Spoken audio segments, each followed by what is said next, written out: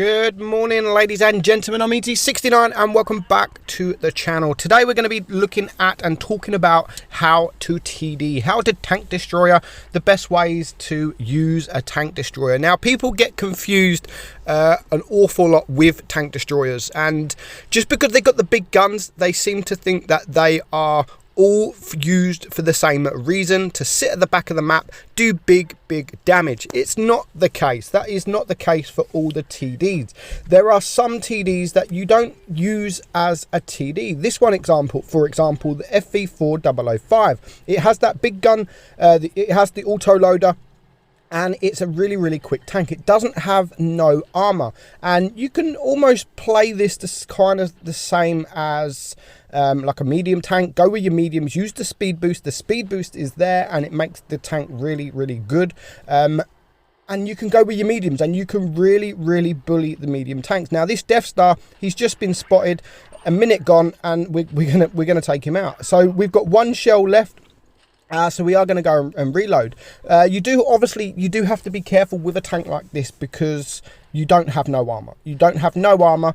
Anyone is going to penetrate you, and probably with HE as well. So I wouldn't use this. I mean, you could snipe with this thing, but I wouldn't use it to go with the heavies. I would use this to go with the mediums, just like we've done now. I mean, we flanked around, we've gone with the mediums, we've taken out the Death Star, and now we are going to get close to the enemy and start dealing some damage. So now we have the back of the T95, so we're going to just switch to HE there. We have 3 shells, 550 there, and we're going to use the second shell. I mean, look at that, nice fire, and all of a sudden a T95 has vanished. So that is the best way. I would definitely recommend using a tank like this. There are other tanks. Of course, that you do need to sit at the back of the map, as long as your team are spotting for you and as long as you've got shots, which is what I always call being an effective sniper. Don't just get in a grill, sit at the back of the map and wait. If there's nothing there, you're going to have to relocate. But of course, again, you have to be patient. The game is 7 minutes long. Just because you go to the back of the map and you've got no targets, it doesn't mean you have to move straight away. It all depends on where the enemy is, and if you know where the enemy is. If you go to the left side, you're camping at the back, and the enemy go to the right side, then of course you're going to have to relocate into a different position. Now, pro players, obviously, people like his Raw Fatness, and yeah, they play TDs very aggressively. Things like the Death Star, they go front line, which sometimes it can work in your favor because tanks don't expect it. They come around the corner and see a Death Star there. And of course, there are some positions in maps where you just know that there is going to be a TD there. Sometimes if you change it up a little bit, like Dead Rail, every TD goes to the bush. Every TD goes to the bush. So maybe once in a while, go somewhere different. Maybe go to the middle near B and surprise the enemy. But all in all, every TD is different. There's a couple of very similar ones that you can play very similar. E3, for example. E3 is amazing. One of my favorite TDs at the moment, and that's not a TD in my opinion. That's not a TD. It's a heavy.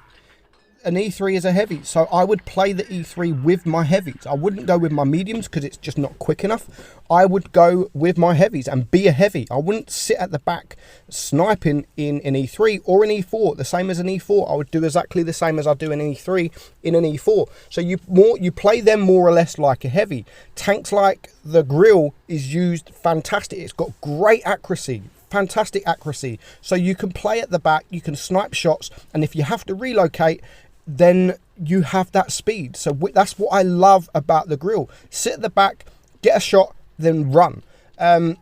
So I kind of use the Grill like a light tank, really. Like, get a spot, shoot, run, get into a different position.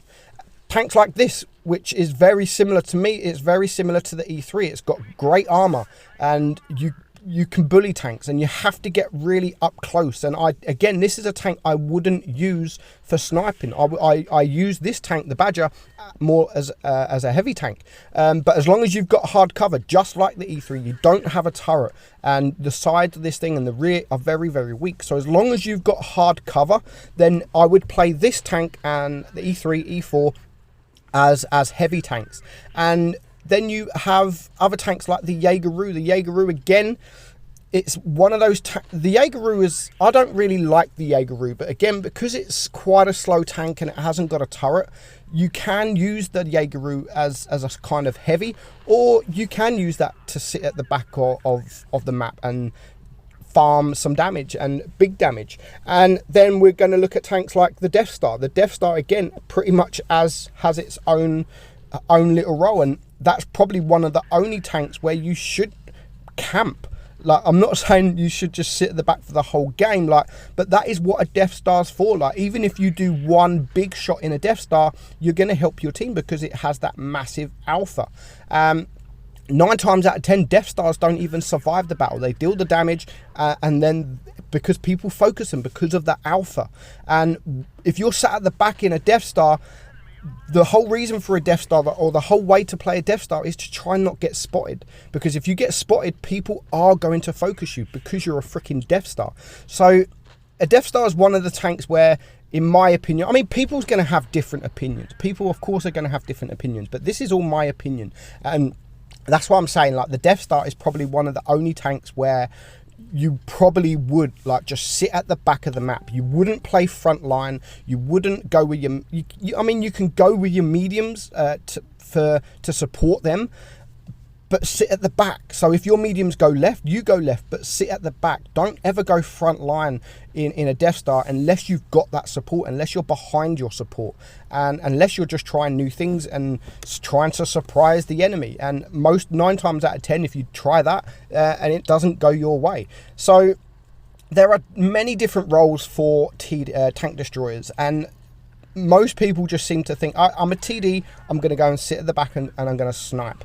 Object 263, again, that's another tank where you wouldn't sit at the back and snipe. It's got great armor, it's got really amazing DPM, and again, you can use that either to bully mediums or you can use it as a heavy. So an Object 263 you can use for anything. You have to remember you haven't got gun depression, the same as a Foch 155. The Foch 155 has got the auto loader. It's very, very quick, and it's got great armor. So again, that's another tank where you can either go with your mediums to support, or you can go with your heavies. And these kind of tanks that I wouldn't sit at the back and just farm damage. These are tanks where you would try and bully the team. So this game, we are going to watch a Death Star, and we're going to watch Snoopy. And he's literally just sat at the back, and he's got cover. He's going to take that shot, and he's just going to get behind cover. That is what you have to do in a Death Star, because as soon as you're spotted, you're going to get wrecked. And if there's 3 tanks all lined up together, all in the open, me personally would go for the Death Star. When I'm in my Leopard 1, if I look at the enemy team and I see a Death Star, I try and avoid positions where I know that a Death Star could be. Just like Dead Rail on the back, or just like Castilla on the heel. You have to think about it. So if you can get rid of a Death Star, and especially when you're in a medium tank or a light tank, that's potentially 1600 damage that could be dealt to you. That's almost all your hit points in one shot. So you do have to pay attention. You do have to realize what you're doing. And just like Snoopy's here, like he knows the team are pushing. He knows the team are pushing. He gets that lovely shot on the 113, and he's just backing up, because at the moment, because you've got such a long reload, there's nothing he can do. Like, he can't help this Jaegeru at the moment until he reloads. And here you're going to see 3 seconds left on his reload. That's when he's going to start moving. And if he was front line, if he was with that Jaegeru, then without a doubt, these heavy tanks would be going for the Death Star, because he has the biggest gun, and the Jaegeru doesn't have a turret. The best thing about the Death Star is the Hesh, and of course, just like Snoopy's doing here, he doesn't want to just shoot this E100. He wants to get behind him and use that Hesh, and it's going to pay off. He gets a lovely shot there, and now he's on 6.5k damage. That is what things like the Death Star can do. I still don't think the Death Star's a great tank. It really isn't, because it's one of those tanks where you can potentially just get one shot, you might miss, and that could be game over for you, because you do get focused an awful lot. Now, he is going to get lucky here, but even if he dies here, he's still done his job. He's still done his job. He's still got 7k damage, and even if he dies, as I've said, most of the games in a Death Star, you do end up dying. As long as you deal your damage, as long as you do your job, then that is all you can do. So the Death Star is probably one of the only tanks that I would personally just sit at the back of your team, never go front line. Things like the grill, as I've said, it has that speed, so you can just do like a hit and run, like shoot, run, get behind them, or shoot, run, and go back to a different position. Like, there's so much you can do. So not all TDs are made to sit at the back of a map. Some are actually made to be front line or to be played like a medium. Hope you enjoyed it, guys. I'm Meadsy, and I'll catch you all soon. Bye bye.